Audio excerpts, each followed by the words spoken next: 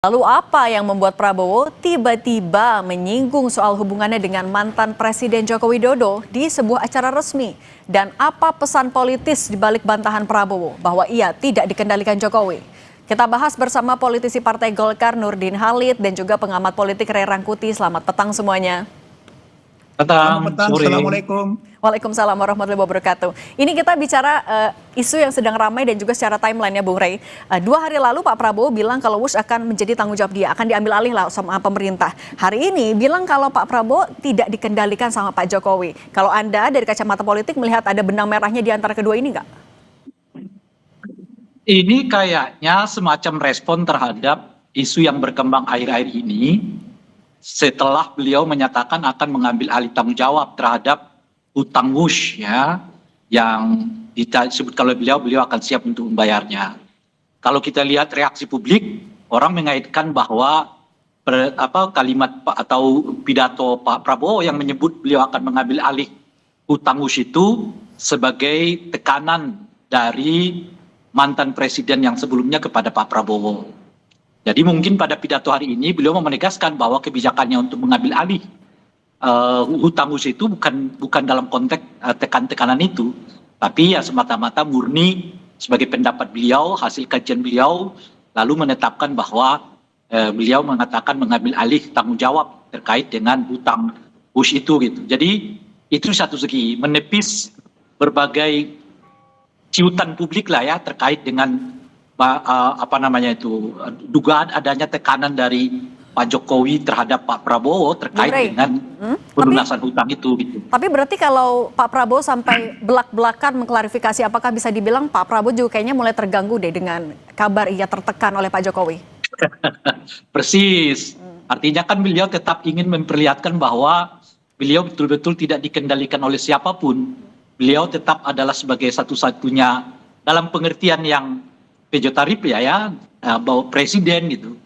Nah, jadi mungkin pada tingkat tertentu respon publik yang kelihatan agak mungkin di luar dugaan Pak Prabowo, itu yang membuat beliau sekarang menegaskan bahwa keputusan ini nggak ada kaitannya dengan tekan-menekan antara beliau dengan Pak Jokowi. Jadi ini semacam pernyataan bahwa beliau murni mengambil alih tugas tanggung jawab ya soal WUS itu gitu. Okay. Nah, karena boleh jadi memang reaksi publik yang kelihatan begitu tinggi yang mengaitkan soal hubungannya dengan Pak Jokowi selama ini sebagai cara Pak Prabowo ya istilahnya itu ya katakanlah untuk mengambil alih ya tanggung jawab terkait dengan makin tingginya perhatian publik terkait pengadaan WUS ini. Oke, nah kalau dari Pak Nurdin, ini kan sebenarnya bukan pertama kali Pak Prabowo di forum besar membahas soal hubungan dengan Pak Jokowi. Tapi kalau menurut Anda, apa kepentingan Pak Prabowo sampai harus mengklarifikasi itu di sebuah forum besar?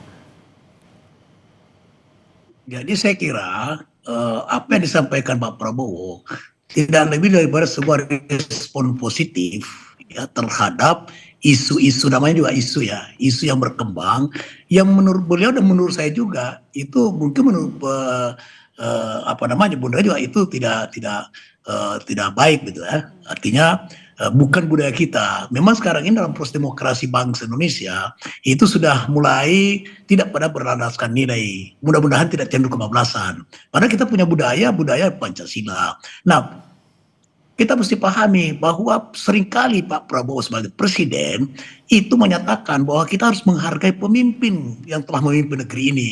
Apapun kekurangannya pasti banyak jasanya. Nah, jasanya itu kita kita harus kenal, kita harus hargai. Kemudian kekurangannya tugasnya Pak Prabowo untuk melanjutkan proses pembangunan mulai dari Presiden Soekarno, Pak Harto, Gus Dur, Ibu Mega, SBY, Pak Jokowi. Beliau mengatakan kita harus menghargai jasa para pemimpin yang lalu. Tapi memang sekarang ini ya itulah dampak negatif daripada proses demokrasi kita. Kita terkadang keterbukaan tanpa nilai, keterbukaan tidak berlandaskan hukum, apalagi meninggalkan jauh dari budaya Pancasila. Pak Prabowo adalah seorang Pancasilais yang paham betul tentang 36 butir nilai-nilai Pancasila. Saling menghormati, saling menghargai, saling mengerti, budaya ini yang harus kita pelihara. Itu yang dikatakan ini sangat berbahaya kalau sering memfitnah para pemimpin, menjelek-jelekan para pemimpin. Itu terlepas dari kekurangannya, jasanya pasti banyak. Persoalan Pak Prabowo mengatakan bahwa harus tanggung jawab, ya memang harus tanggung jawab negara. Nah kalau bicara tanggung jawab negara, tanggung jawab presiden, itu pernyataan sebagai seorang pemimpin yang taat, yang patuh terhadap tugas dan tanggung jawabnya, apa yang menjadi tanggung jawabnya, apa yang menjadi kewajibannya, apa yang harus dilakukan demi kepentingan bangsa dan negara. Nah, tapi jangan Pak Nurdin, lupa, WUS itu misalnya, itu memang B2B, tapi B2B dengan siapa? BUMN. BUMN milik siapa? Milik negara. Ketika kita bicara negara, apakah penanggung jawabnya adalah presiden? Jadi itu pernyataan seorang pemimpin yang harus kita patuh, justru kita apresiasi, kita hargai. Kemudian kenapa soal dikaitkan dengan Pak Jokowi? Nah, kalau berarti waktu Pak Jokowi juga presiden, dikaitkan dengan Pak SBY dengan tidak begitu cara kita memandang peralihan kepemimpinan dari 5 tahun ke 5 tahun dan seterusnya. Oke, tapi Pak Nurdin, kalau misalnya kita melihat dari konteks Pak Prabowo yang bilang kalau dia tidak dikendalikan oleh Pak Jokowi, Anda melihat ini sebagai bentuk Pak Prabowo mau menegaskan independensinya sebagai presiden? Pak Prabowo tidak mungkinlah ditekan oleh siapapun ketika tidak berdasar kepada apa yang menjadi program Asta Cita yang merupakan visi misi beliau. Tidak, saya yakin Pak Prabowo kan seorang pemimpin yang mudah ditekan, ya, mudah diatur-atur. Nggak mungkin itu. Apalagi seorang presiden yang beri kekuasaan oleh beliau adalah kepala negara sekaligus kepala pemerintahan. Itu tidak masuk di akal kalau ada orang mengatakan bahwa Pak Prabowo ditekan-tekan oleh Pak Jokowi atau siapapun. Nggak mungkin itu. Itu sangat sebuah pendapat yang tidak faktual, tidak punya dasar yang rasional itu. Oleh karena itu marilah kita mencerahkan rakyat. Jangan para pemimpin, teman-teman para pencinta demokrasi, rakyat yang cinta demokrasi, jangan kita tidak mencerah sebuah pernyataan yang tidak mencerahkan daripada demokrasi rakyat. Dan yang paling penting adalah mari kita melaksanakan demokrasi dengan tetap melandaskan nilai budaya bangsa kita. Oke, tapi kalau dari Bung Rey melihatnya memang Pak Prabowo sekarang sudah independen sebagai seorang presiden, tidak ada bayang-bayang Pak Jokowi atau masih ada tarik-menarik kepentingan politik? Iya, kalau kita ikuti alur berpikirnya Pak Nurdin ya, memang Pak Prabowo itu boleh dibilang tidak lagi terkait dengan Pak Jokowi gitu.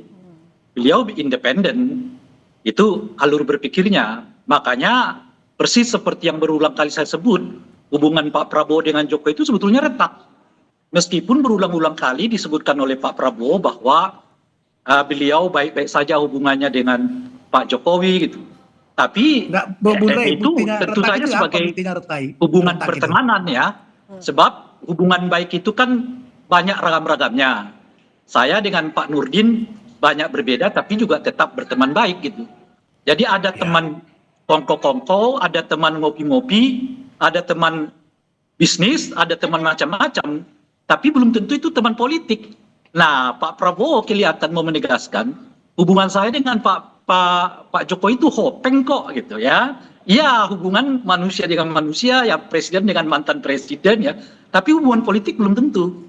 Nah, itulah mengapa pandangan tadi yang disebutkan oleh Pak Nurdin bahwa Pak Presiden Prabowo itu murni berdiri di atas kakinya, iya gitu. Artinya hubungan Pak Prabowo dengan Pak Jokowi itu belum tentu melekat.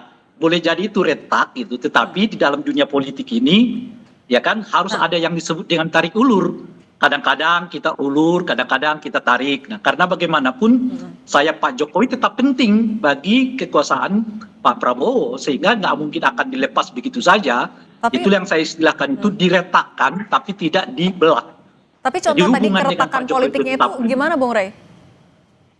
Maksudnya? Contoh tadi kan maka sebetulnya kan cara melihatnya itu adalah bukan dari aspek kata-kata. Kan kalau Pak Prabowo itu kan selalu melihat menjelaskan dengan saya hopeng kok dengan Pak Jokowi, kadang-kadang ngopi-ngopi ya kan, ngopi-ngopi kan teman ngopi kan oke-oke aja kira-kira gitu ya. Nah, harus dilihat dari soal seberapa besar peranan politik yang diberikan kepada keluarga Pak Jokowi. Dalam hal ini misalnya Gibran, dalam hal ini misalnya Pak Prabowo gitu.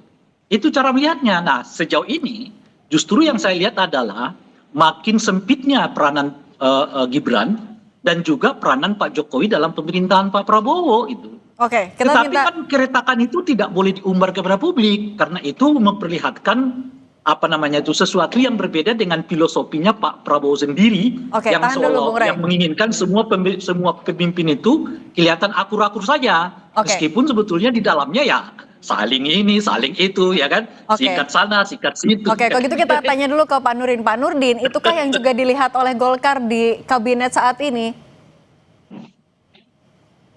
Jadi kalau Bu Rey mengatakan sudah ada keretakan antara Pak Prabowo dengan Pak Jokowi, kemudian Mas Gibran semakin mengecil perannya, saya tidak melihat itu secara faktual dalam praktek ketatanegaraan, dalam melaksanakan program. Ya buktinya sidang kabinet Pak Gibran hadir, kemudian ikut juga melaksanakan penugasan untuk meresmikan beberapa proyek dan sebagainya. Jadi dia kan memang pembantu presiden. Jadi apa yang dilakukan oleh Wapres adalah apa yang ditugaskan oleh presiden. Ini kita tidak bisa pandang sebagai wah ini semakin mengecil perannya, kemudian ini tanda-tanda keretakan. Itu sangat jauh itu Bung Ray. Kemudian Golkar memandang bahwa di sekarang pemerintahan Pak Jokowi itu solid sekali, ya sudah sangat solid. Dan sering kita berjumpa dengan berdiskusi dengan Ketua Umum Pak Bahlil, baik sebagai Ketua Umum Golkar maupun Menteri SDM, sering menciptakan suasana baik suasana kebatinan maupun suasana faktual di sidang kabinet, kemudian sidang rapat terbatas dan sebagainya. Itu sangat kompak, sangat dinamis itu.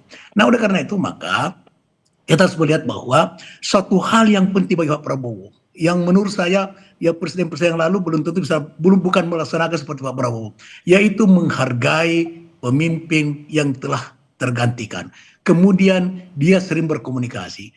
Kalau misalnya Pak Prabowo kan mengatakan juga bahwa saya tidak malu mengatakan Pak Jokowi guru politik saya, itu dikatakan Pak Prabowo. Kenapa? Karena banyak pertimbangan waktu beliau menjadi calon presiden, di mana telah 2 kali dikalahkan oleh Pak Jokowi. Kemudian waktu menjelang pemilihan presiden misalnya apa strategi kampanye dan sebagainya, sering berdiskusi, tukar informasi dengan seri informasi dengan Pak Jokowi, sehingga sudah mengatakan saya itu hal yang biasa, hal yang wajar gitu. Tapi Pak Nurdin meyakini Pak Jokowi perannya hanya untuk memberikan masukan, tidak lebih dari itu.